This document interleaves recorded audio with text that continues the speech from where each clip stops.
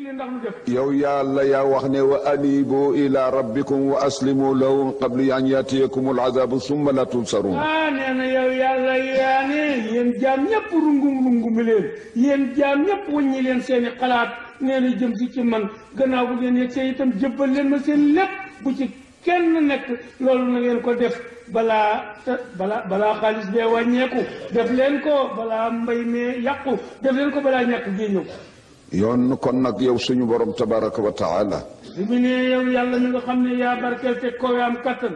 ñu ngi nii fi baytika. ñoo ngi nii ci sa néeg bii. maa diina ilayka aydi daraati wal ibtihaali. ñoo ngi nii ne say sunu loxo yi tàllal la ko ànd ak toroxloo wàcc sunu bopp. taalibiina minka shafaata bi jaahi ahabbi xalqika ilayka sayidina muhammadin sallallahu alayhi wa sallam. di ñaan ci yow nag ak tin ci barke ki nga xam ne mii moom nga gën a sopp ci bindeef yi muy sallallahu alayhi wa sallam. li tarhamana wa taxfira lana zunubana wa taqdiya xawaijana. ngir nga yërëm nu nag defal nu ko dara it noonu ci boole ngir nga yërëm nu te ñeewante nu te itam yow yaa ko yeeyoo.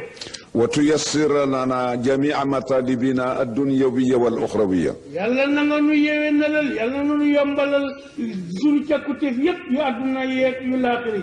wa taftax lana abwaab al arzaqi wal xayraati wal barakaat.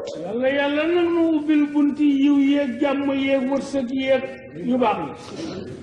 wa taaxuda bi aydina axda al atfi wal xanaan. yàlla na nga ne nuus ci sunu loxo yi jàpp nag ñeewanteeg téye ndànk rek.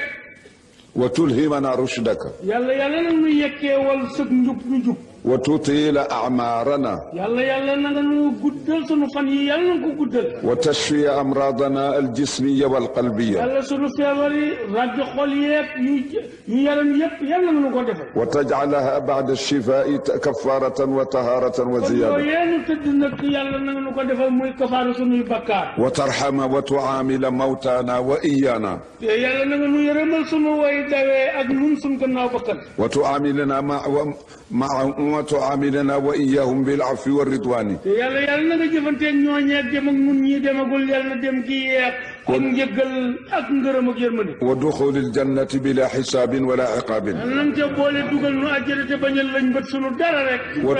wa tuallifa bayna quluubina